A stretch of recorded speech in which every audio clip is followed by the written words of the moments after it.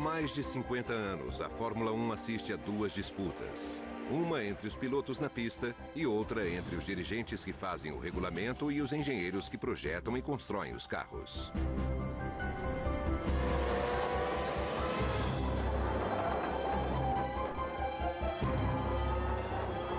Por esse motivo, a Fórmula 1 é o esporte mais avançado do mundo em tecnologia. A sua engenharia é mais aeronáutica do que automobilística.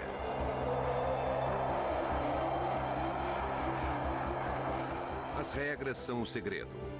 Elas definem tudo: tamanho dos pneus, dimensão do chassis, tipo de motor e até a segurança da pista.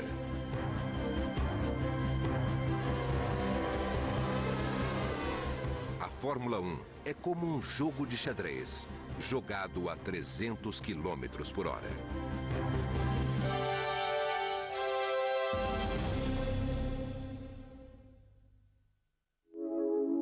Esse carro de Fórmula 1 foi construído pelos engenheiros da Williams em 1993.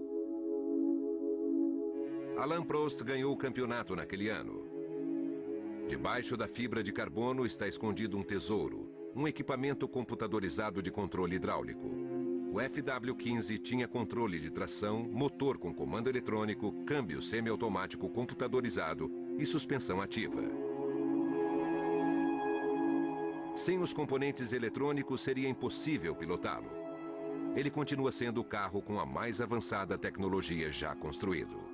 Nós estávamos adicionando um elevado grau de complexidade ao carro, com suspensão controlada eletronicamente, mas a potência era tanta que o engenheiro podia literalmente fazer esse carro voar baixo da maneira que ele quisesse, compensando o giro do motor, mantendo a estabilidade nas curvas, controlando a rotação em qualquer circunstância. Tecnicamente, o carro era muito avançado em vários sentidos, o mais avançado carro de corrida que já foi construído, até porque muito do que ele tinha foi proibido algum tempo depois. O FW15 foi proibido no final da temporada de 1993. A FIA, que formula as regras da categoria, estava preocupada com 3 aspectos dessa geração de carros de corrida.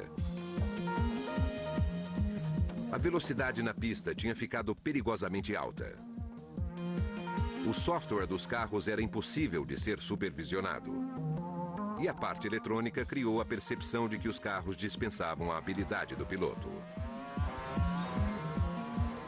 O que faz a Fórmula 1 interessante é a maneira como os pilotos demonstram sua competência e habilidade.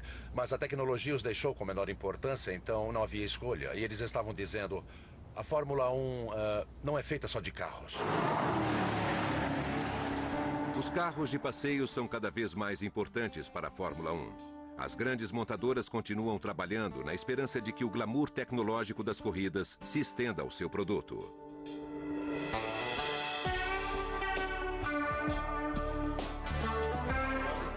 O piloto da Williams, Juan Pablo Montoya, e o piloto de teste Mark Jean estão no circuito de Valência para impressionar os convidados de um patrocinador da Williams.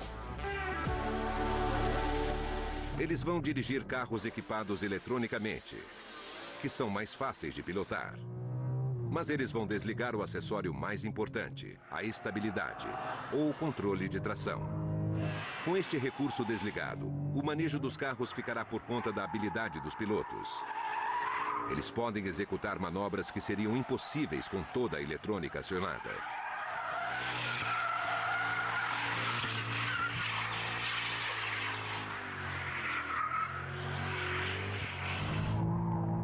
Quando Montoya abre mão do controle computadorizado, ele retrocede tecnologicamente.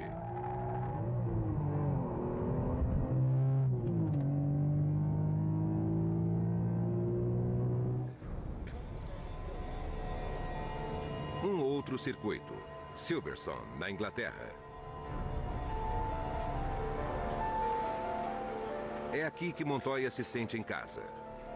Um carro de Fórmula 1 é diferente de um carro comum. Ele não tem portas. E para diminuir o peso, ele não tem nem mesmo motor de arranque.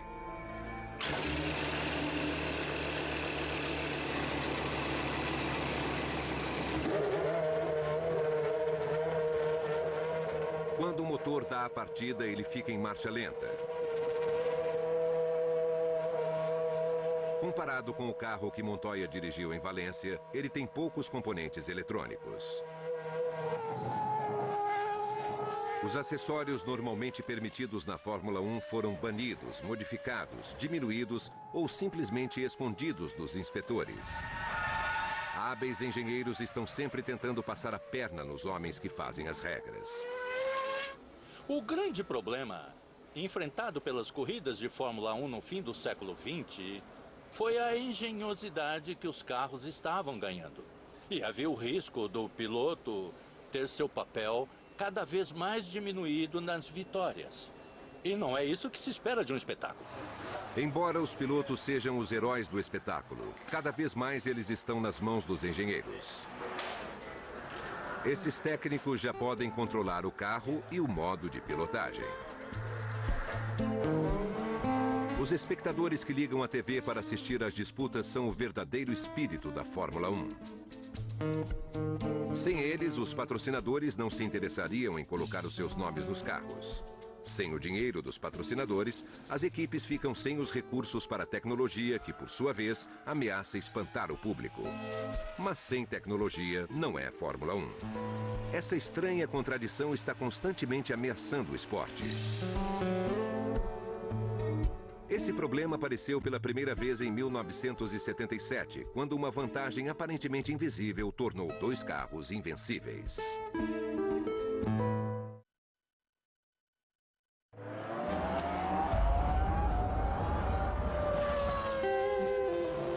Desde o final dos anos 70, os carros da Fórmula 1 se parecem cada vez mais com aviões.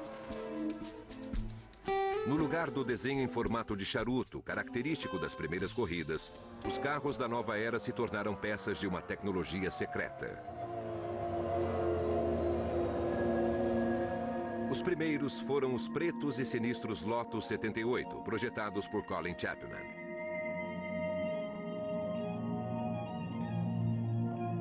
Eles escondiam um segredo que poucos entendiam. O FW24 da Williams é um descendente direto do Lotus 78. O seu layout é universalmente aceito como a solução perfeita para um carro de assento único. O motor de 10 cilindros fica no centro. Os dois lados do cockpit têm dutos refrigerados. Atrás deles estão os radiadores do motor. Não existem ventoinhas que movimentem o ar quando o carro está parado. O câmbio semiautomático fica na parte de trás do motor. Ele apoia toda a suspensão e o mecanismo de tração das rodas traseiras. Entre o motor e o piloto fica um tanque capacitado para cerca de 100 litros de combustível. A carroceria do carro é totalmente aerodinâmica, moldada em fibra de carbono. O sistema da tração traseira dos carros de passeio não muda desde os anos 30. O chassi é um monobloco feito de aço. O motor é colocado entre as rodas dianteiras. Na frente do motor fica o radiador. Ventoinhas mantêm o carro resfriado quando está parado. Presa atrás do motor fica a caixa de câmbio. Um eixo propulsor que sai da caixa de câmbio leva a energia para as rodas traseiras através do diferencial.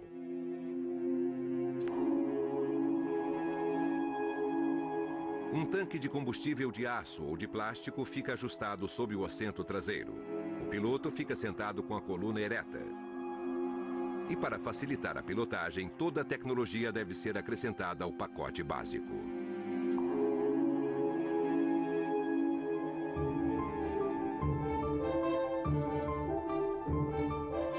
De vez em quando, os carros de passeio se beneficiam das corridas. Pneus, freios, direção, motores. Tudo foi aprimorado nas pistas. Com a chegada dos computadores, uma revolução invisível atingiu a construção e a direção dos carros. Superautomóveis como este têm controle de tração, controle de estabilidade, freios ABS, suspensão ativa, troca eletrônica de marchas e até o registro de quem está dirigindo. Mas muitas dessas coisas não vieram da Fórmula 1. Durante muitos anos, ninguém na Fórmula 1 admitiu que o automobilismo melhorou o desenvolvimento dos carros de passeio. A maior parte do que existe nos carros de Fórmula 1 não interessa aos carros comuns, mas é de grande interesse dos engenheiros. Frank Derny é engenheiro aerodinâmico. Soprando a superfície de uma folha de papel, ele está demonstrando um fato científico. Quando a velocidade do ar sobre uma superfície aumenta, a sua pressão cai. O papel é erguido para o ar. As asas de um avião usam esse princípio para poder levantar voo.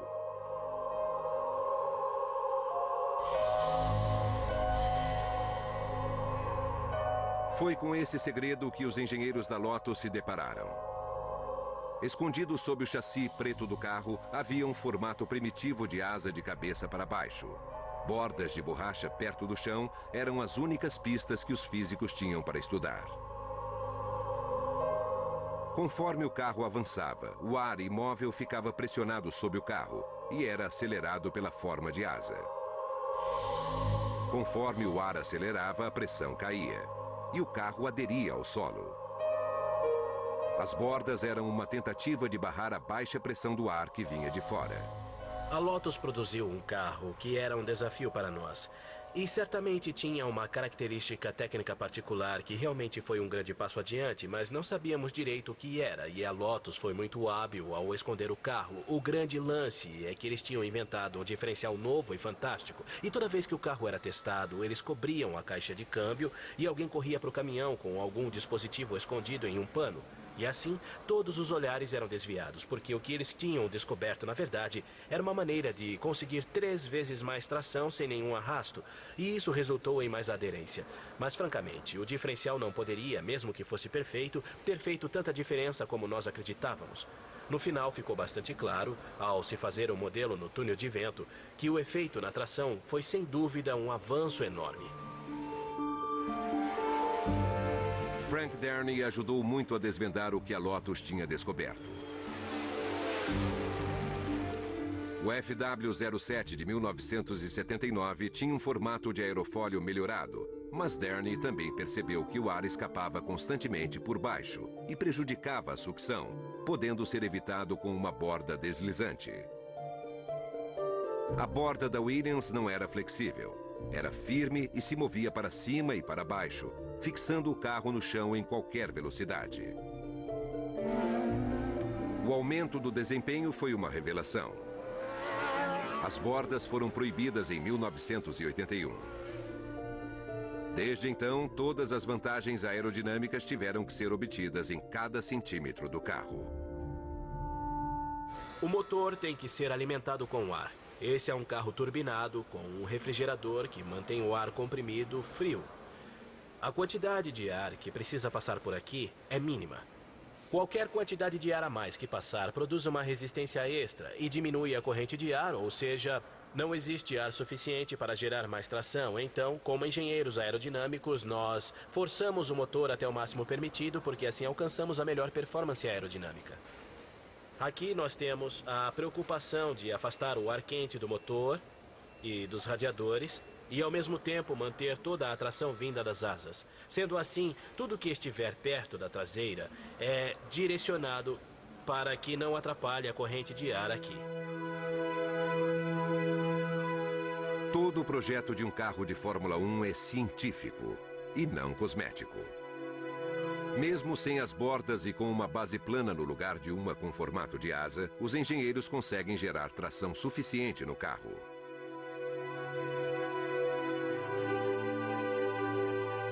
Quando as asas dianteiras chocam-se com o ar, elas são ajustadas para forçar a frente do carro para baixo.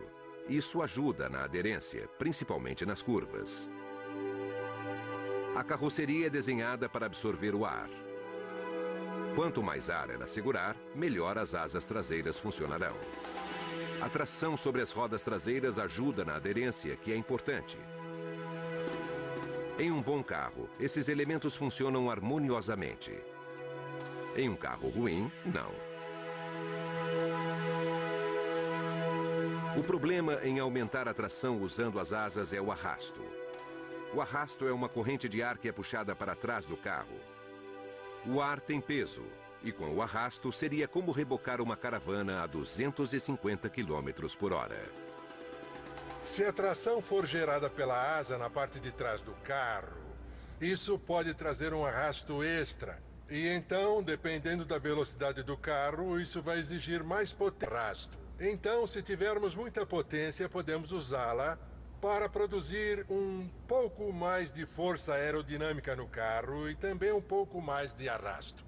Pois temos certeza de que estamos andando alguns quilômetros por hora mais rápido do que o nosso adversário. Assim, ter um motor mais potente, sem dúvida, é uma vantagem. Durante os anos 80, os motores da Fórmula 1 tinham a metade do tamanho que tem hoje. Mas eram turbinados. Os turbos produzem enorme quantidade de energia. Com ou sem asas, eles eram muito mais velozes. Eles foram proibidos. Os turbos usavam motores computadorizados complexos, que evitavam que os motores explodissem. Com o fim dos turbos, os engenheiros encontraram outras finalidades para os computadores. Agora, o foco se voltava para a parte secreta do carro. Por volta de 1992, os engenheiros da Fórmula 1 tinham descoberto que os computadores poderiam revolucionar a pilotagem dos carros. E o que é melhor, não havia regras controlando seu uso. Computadores processam enormes quantidades de informação em velocidades muito altas. Eles são perfeitos para equilibrar máquinas instáveis.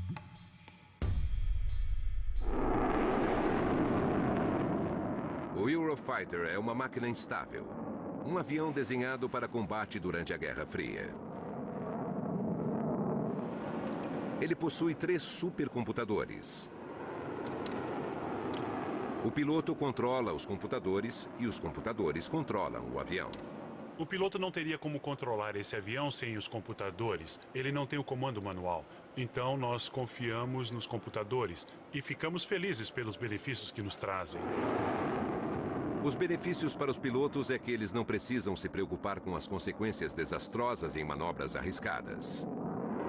O computador avalia constantemente o que o piloto faz, processa informação sobre a posição do avião e mantém tudo estável durante o voo.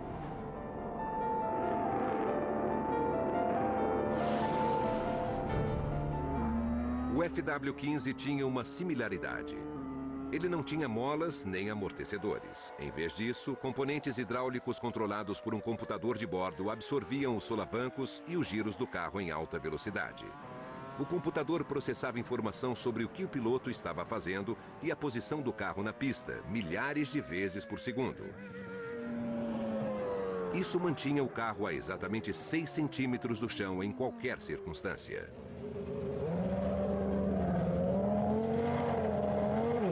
O principal era manter o carro numa altura ideal do chão e assim ele produziria a maior quantidade de tração possível.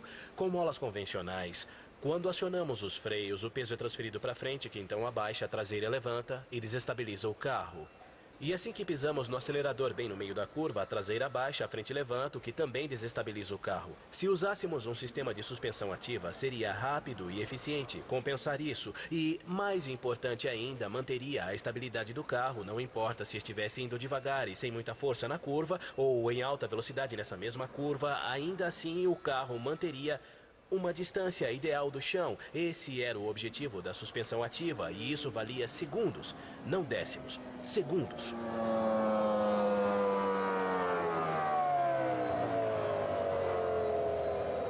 A suspensão ativa foi proibida na temporada de 1994. Para os engenheiros, isso não foi justo. Algumas proibições tinham sido impostas por razões de segurança. A suspensão ativa, uma ideia que poderia ser usada em carros comuns, foi proibida porque ajudava o piloto. Eu não acho que a suspensão ativa era uma ajuda para o piloto. Ela não dirigia o carro para o piloto. Ela aumentava o potencial do carro, mas era uma tecnologia muito interessante. E eu acho que poderia ter muitos usos comerciais também. E acho que foi uma pena que a Fórmula 1 tenha proibido, limitando esse tipo de avanço. Eles haviam como um empecilho para o trabalho do piloto. Achavam que o piloto viraria um robô, quer dizer, é um total exagero. Existe uma discussão entre pilotos versus ajuda tecnológica ou de pilotos versus os limites da tecnologia. Isso não é uma questão simples, porque como vai se saber que direção tomar? E o esporte está tentando descobrir qual dos dois caminhos deve seguir. Os engenheiros são muito bons para compensar terreno perdido, sem se importar com as limitações impostas ou com o excesso de velocidade que a pista pode comportar. E isso é um fato matematicamente certo, acabaria acontecendo. Existem lugares em todos os cantos do mundo que não poderiam ser usados se os carros não fossem controlados através das asas, da aerodinâmica, da força do motor, da tração e de tudo mais que eles usam. Mesmo sem as bordas, sem os turbos e sem a suspensão ativa, um carro de Fórmula 1 consegue atingir velocidade e força suficientes para superar facilmente o seu próprio peso. Ele poderia correr em cima de um túnel com facilidade.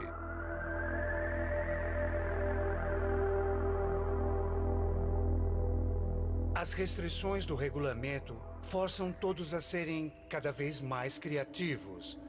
Elas nos levam a pensar em todos os pequenos detalhes possíveis para criar, para encontrar um meio legal no regulamento que podemos utilizar para deixar o carro mais veloz.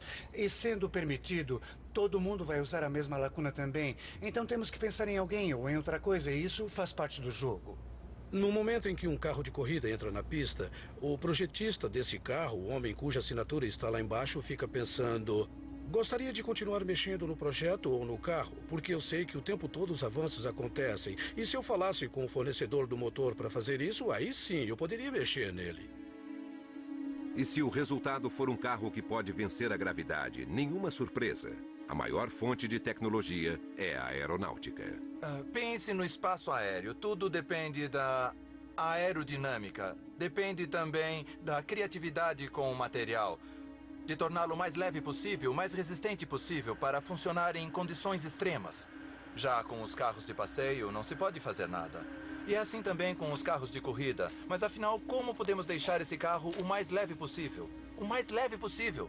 E como vamos deixar a suspensão ao mesmo tempo o mais forte possível, usando a fibra de carbono? Então, esse tipo de qualidade dos materiais, da aerodinâmica, é um exemplo de como as indústrias interagem. Existem alguns pré-requisitos comuns entre um carro de Fórmula 1 e, digamos, um caça supersônico. É preciso que ele seja bem leve, tenha um alto nível de solidez da estrutura em um volume pequeno, um motor muito poderoso e os sistemas adaptados a esse volume pequeno, uma ótima performance aerodinâmica e uma grande eficiência aerodinâmica. Todas essas coisas levam a um conceito de projeto com aspectos comuns entre os dois. E até mesmo alguns dos materiais utilizados, desde ligas de alumínio ou de titânio, e algumas técnicas de solda e montagem, e mais recentemente, de 20 anos para cá, compostos que contribuem muito para aumentar a solidez da estrutura, reduzindo assim o seu peso. Isso não é novidade. Os carros de corrida sempre roubaram ideias das aeronaves. E secretamente, algumas vezes, as aeronaves roubaram ideias dos carros.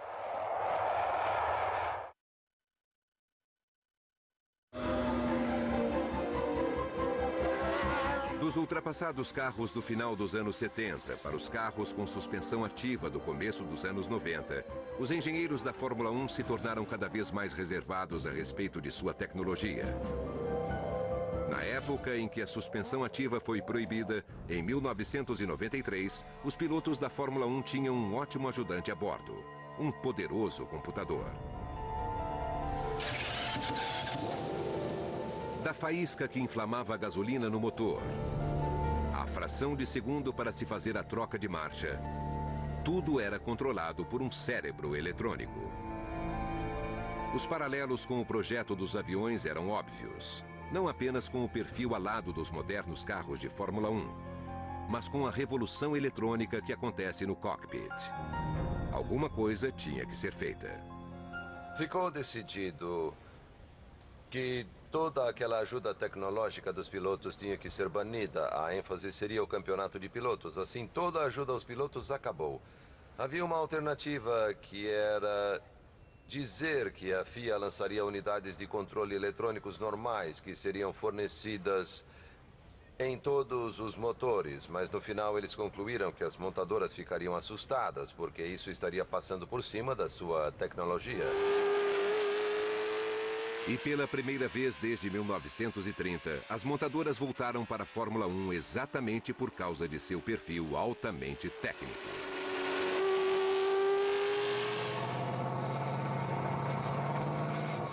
E os poderosos gigantes do circo da Fórmula 1 conhecem as lições da história. A tecnologia sempre vencerá.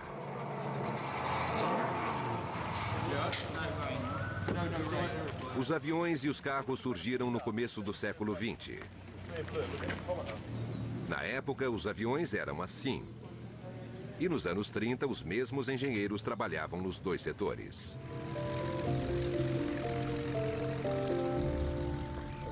Por causa da resistência e da flexibilidade, a indústria dos aviões, valoriza bastante essas qualidades. E por isso havia uma poderosa sinergia nas corridas de carro, porque se queria construir um carro que fosse ao mesmo tempo o mais leve e o mais forte possível. Essas ações simultâneas estavam em toda parte. Sempre que os velhos carros de corrida eram descartados, os fantasmas dos aviões também eram. Os cockpits dos carros guardam uma evidente semelhança com os cockpits dos aviões. Grandes entradas de ar. Fortes refrigeradores. Largos escapamentos caíam bem tanto em um caça como em um Maserati. Rodas de liga leve, leves e fortes. O suave fluxo de ar pelo trem de pouso, aplicado no chassis dos carros com sucesso. Até detalhes, como porcas travadas automaticamente para diminuir a vibração, eram comuns. Na hora da manutenção, trocas rápidas eram possíveis com o uso de materiais rebitados em alumínio. O suporte da asa deste avião bimotor modelo Avro Tutor de 1931 tem o mesmo princípio da suspensão da Williams, feita 60 anos depois. Acima de tudo, a aeronáutica era uma sala de aula para o automobilismo, demonstrando como se acomodar grandes e potentes motores em pequenos espaços. Os projetistas aéreos desenvolvem o que há de melhor para um bom desempenho. Em 1934, o uso da madeira ofereceu uma pequena vantagem no peso, e a de Havilland Aircraft a adotou. Tudo bem, obrigado. Mas foi o design que indicou o futuro. 3 de Havilland Comets foram construídos para a corrida aérea entre a Inglaterra e a Austrália. Esse é o avião que ganhou a corrida, o Grosvenor Hawes. A fuselagem estreita continha 3 grandes tanques. Aqui atrás sentavam o piloto e o copiloto, um atrás do outro. Ele tinha 2 pequenos e bem moldados motores de 6 cilindros. Essa combinação de pequenos motores, fuselagem aerodinâmica e riqueza de detalhes, como as rodas retráteis, possibilitavam velocidades de cruzeiro de até 380 km por hora.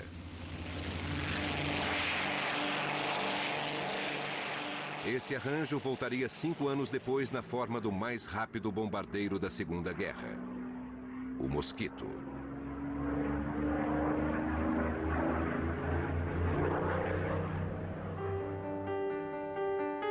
Para os alemães, o desenvolvimento de motores aéreos foi proibido desde 1919. Ao contrário do que se costuma ver quando a tecnologia aeroespacial influencia os carros de corrida, na Alemanha, o automobilismo ajudou a manter a tecnologia de motores atualizada.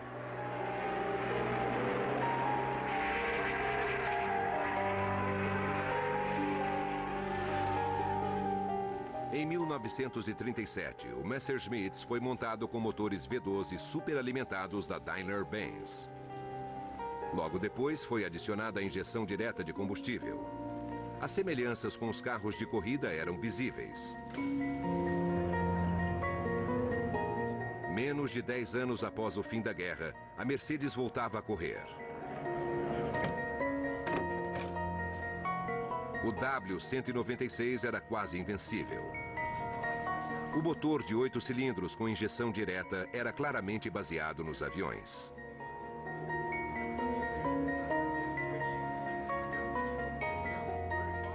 Dez anos antes, houve outra criação de carros de competição na Alemanha nazista. O carro da Auto Union era bem diferente. O projetista Ferdinand Porsche foi convencido que a posição dos motores atrás do piloto era uma opção melhor para os carros de corrida. A Auto Union começou em 1934. Eles eram únicos no que faziam. O tanque de combustível era colocado entre o piloto e o motor, este um 16 cilindros superalimentado. Um sistema tubular ligado ao radiador alimentava todo o motor. O cockpit espartano tinha todas as características dos projetos aéreos. Em 1937, as corridas dominadas pelas equipes alemãs se aproximavam de velocidades de 320 km por hora. Novas regras limitando o peso dos carros em 750 quilos visavam segurar esse aumento da velocidade. A ideia era limitar o tamanho e a potência dos motores, mas o desenvolvimento de novos materiais mais leves simplificou e diminuiu o tamanho dos componentes, fazendo as restrições terem pouco efeito. A Mercedes foi a que mais se beneficiou. Os carros da Porsche tiveram problemas de projeto. A suspensão revolucionária e os motores altos e pesados os tornaram impossíveis de se guiar.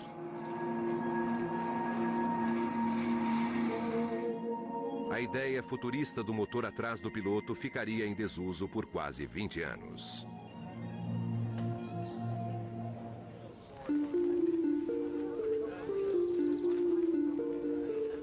Em 1951, pilotos novos e aspirantes se misturavam aos mais antigos e mais experientes.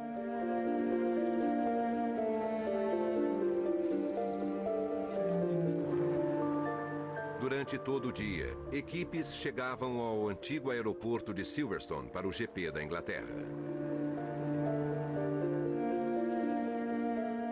Os carros agora entravam no regulamento da nova Fórmula 1. Todos os que competiam tinham seus motores colocados na parte dianteira do carro.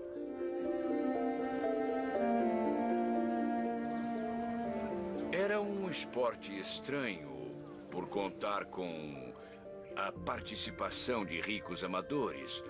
E eles estavam apenas se divertindo, não tinham nenhuma disciplina e não havia muita organização. A falta de segurança daquela época era uma coisa assustadora. O motor ficava na frente do carro, o piloto usava uma camiseta, um capacete de linho e uma calça de algodão. Não havia cintos de segurança. Não existiam áreas de escape, não havia guardrails. E lá estavam mais de 100 mil pessoas em Silverstone para o primeiro grande prêmio depois da guerra. E só uma corda separando os carros do público. Foi um milagre não ter havido catástrofes. Os espectadores atrás das cordas dificilmente viam um carro amarelo ganhar uma corrida. Nas corridas do começo da década de 50, os carros vermelhos, tradicionais da Itália, tinham os melhores motores e ganhavam quase todas.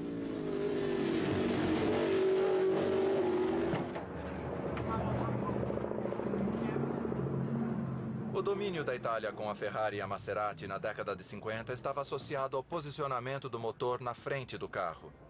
E foi assim que a Fórmula 1 terminou a década de 50. A exceção foi apenas um homem, John Cooper, que colocou o motor atrás.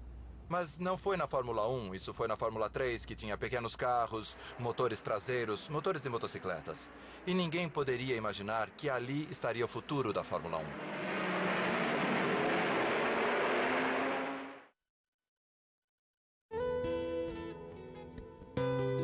O futuro da Fórmula 1 no pós-guerra começou em 1947, nos fundos de uma garagem no subúrbio de Londres. O engenheiro John Cooper, visto no meio da foto, projetou e construiu carros para a chamada categoria dos pobres, a Fórmula 3. O segredo para os seus carros de corrida era a união de dois motores Fiat modelo 500 com o acréscimo de tubos de ligação. Cooper montou o motor atrás do piloto porque na Fórmula 3 a transmissão dos motores originalmente de motocicletas é feita por corrente. E quanto mais curta a corrente ligada às rodas, melhor. Com o peso do motor e do piloto igualmente distribuídos no entre-eixos, os carros eram naturalmente balanceados. Os carros de John Cooper agradaram os pilotos amadores, que queriam opções baratas e confiáveis para os fins de semana. Ele era engenheiro, sabia bem o que estava fazendo e sabia das vantagens de ter colocado o motor onde colocou. Tenho certeza de que ele conhecia a Auto Union e os poucos carros que usavam motor traseiro antes da guerra e deve ter pensado que poderia fazer algo melhor. Mônaco, o primeiro grande prêmio da temporada na Europa. Todos os grandes nomes da categoria estavam juntos para uma análise da temporada.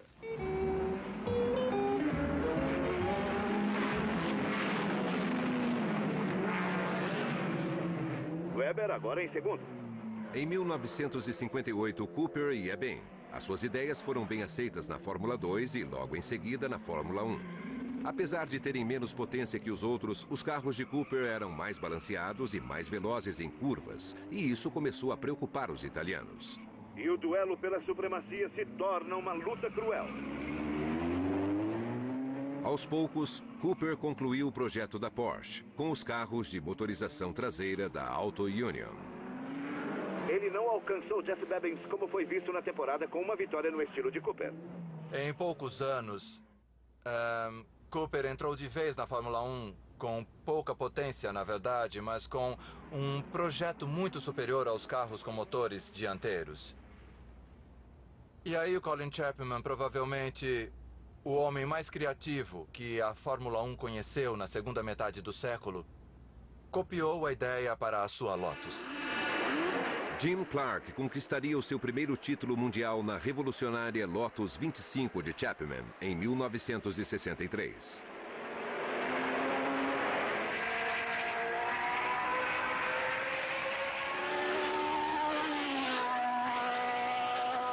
Chapman era um piloto e um grande admirador de Cooper.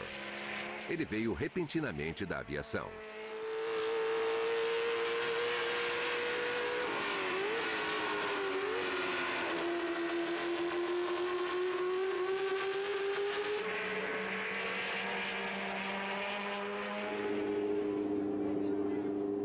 O chassi do modelo 25 era um monoposto. O piloto quase se deitava para pilotar, diminuindo o centro de gravidade e melhorando a aerodinâmica do carro. Conseguiram uma economia de peso usando a suspensão traseira como suporte para o motor e a caixa de câmbio. A Lotus 25 aumentou o domínio dos ingleses na Fórmula 1. No começo dos anos 60, foi a Ferrari que copiou. A essa altura, era impossível correr na Fórmula 1 se você não tivesse um motor traseiro. Porque isso balanceou o carro, também melhorou o controle e a aerodinâmica melhorou. Tudo era um novo conceito de carro. Outro novo conceito de motorização apareceu em 1967. Chapman e o projetista de motores Keith Duckworth transformaram o motor em parte da estrutura básica, fixando-o na parte de trás do chassi monoposto. Vamos ver se tudo vai andar junto. Pois não. Agora, vamos lá. Assim. Calma, devagar, devagar. Desça um pouco.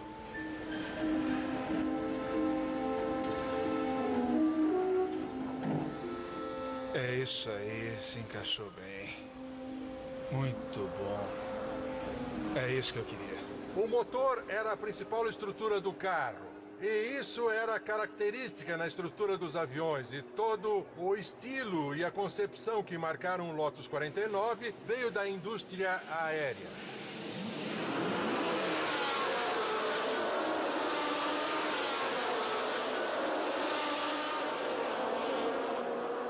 Em 1967, todas as equipes usavam o motor traseiro no estilo Cooper.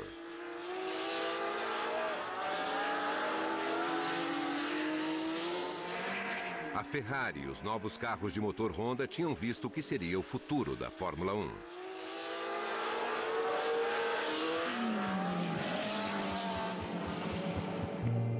Mas a inovação de Chapman, usando o motor como parte estrutural do carro, era imbatível. O campeonato estava em suas mãos. O desafio passou para fora das pistas de corrida. Um jogo tecnológico de gato e rato começou a surgir assim que os dirigentes começaram a criar regras para limitar os avanços. Carros com 6 rodas, como a Tyrrell Ford, tentavam diminuir o arrasto dos grandes pneus.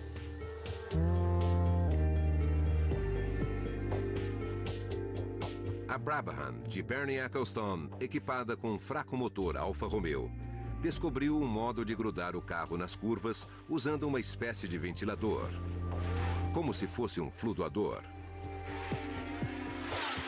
Usaram uma vez, ganharam a corrida e logo foi proibido.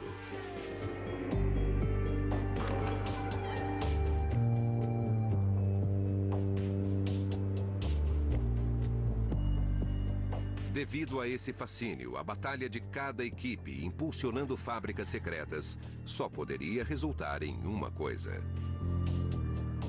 Está claro que agora é possível fabricar carros que não precisam nem do piloto. Hoje se pode programar um carro para que faça tudo o que se quiser. Não dá para se fazer isso de dentro do carro, mas pode-se fazer dos boxes usando comandos e botões de controle. Mas ninguém verá isso acontecer de verdade.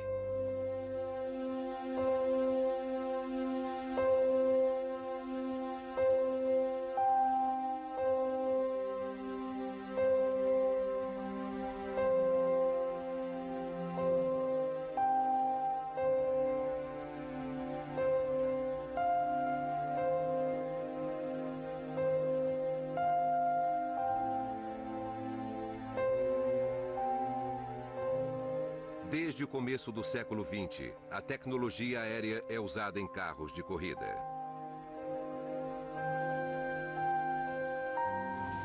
Aos poucos, mas cada vez mais rápidos, os carros de corrida se parecem menos com carros comuns e mais com aeronaves.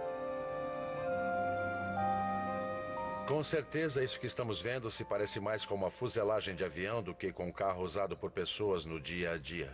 Eu sempre achei que, se estivéssemos em 1942, Patrick Head estaria na vanguarda do desenvolvimento dos aviões Spitfire e do Hurricane.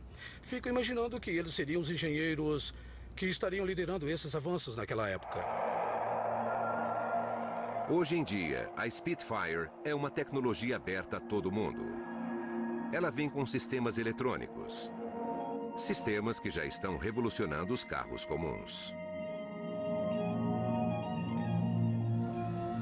Não existe nenhuma razão para que a Fórmula 1 não abra sua tecnologia para todos. A minha única preocupação é que não parece estar muito claro o que isso pode significar. Não se pode desinventar aquilo que já foi inventado. Então nós temos que aceitar a tecnologia. A questão é até onde devemos ir. Não seria exagero dizer que hoje em dia podemos colocar equipamentos nos carros e programá-los para andar sozinhos nos circuitos. Eles não iriam mais precisar de um piloto. Mas não é assim que as corridas de carro funcionam. São uma combinação do homem e da máquina.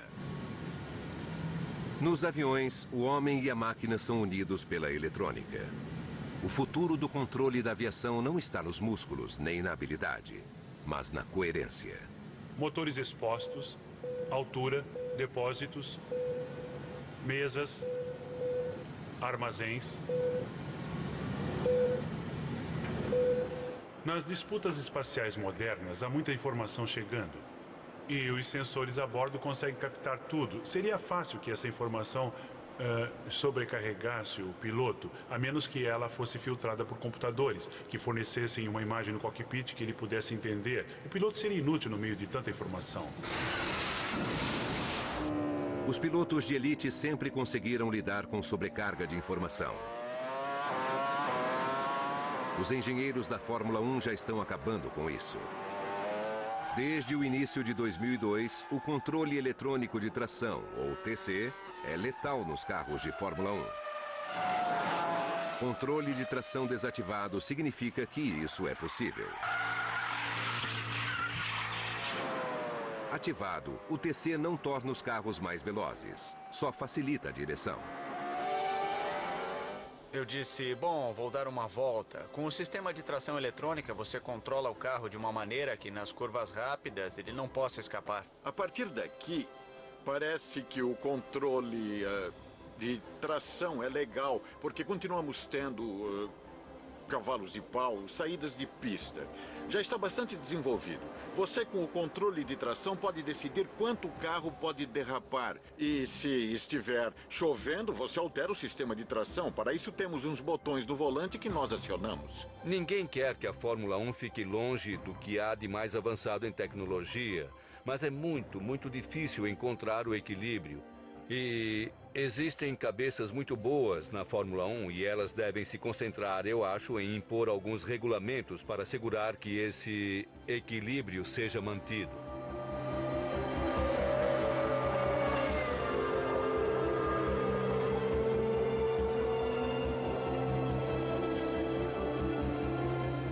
Versão brasileira Vox Mundi.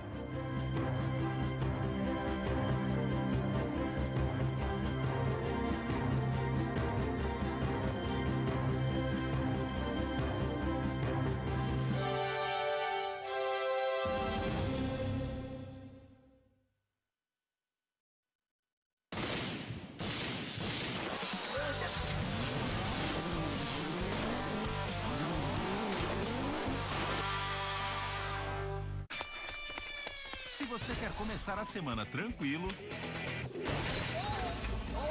relaxe. Divirta-se com a família. E encontre os amigos. Para isso, nada melhor que esses lugares. Nada melhor do que estar na Oficina, o bloco de programação das segundas-feiras no Discovery Turbo.